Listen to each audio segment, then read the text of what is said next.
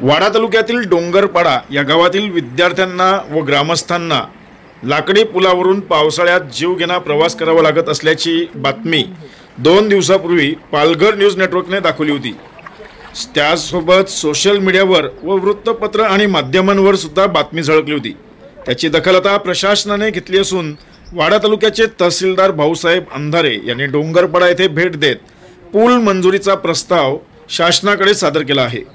खरं म्हणजे डोंगरपाडा येथे जाण्यासाठी रस्ताही नसल्याने चिखलातून प्रवास करावा लागतो, तर पावसाळ्यात शाळेत जाणाऱ्या विद्यार्थ्यांची मात्र मोठी गैरसोय होत असते।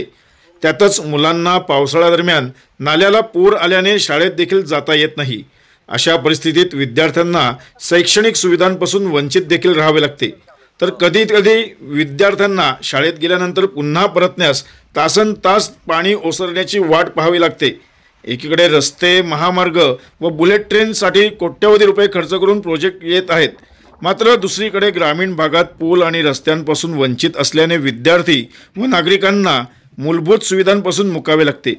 मात्र याबाबत पालघर न्यूज नेटवर्कवर आम्ही दाखवलेल्या बातमीनंतर आता प्रशासनाला जाग आली असून डोंगरपाडा गावात भेट देऊन प्रशासनाच्या अधिकाऱ्यांनी स्थानिकांशी चर्चा करून त्यांचे प्रश्न ओळखून उशिरा का होईना परंतु आता पुलाचा प्रस्ताव पाठवल्याची माहिती प्राप्त झाली आहे व लवकरच प्रश्न सुटणार असल्याचे आश्वासन वाडा तहसीलदार भाऊसाहेब अंधारे यांनी दिले आहे।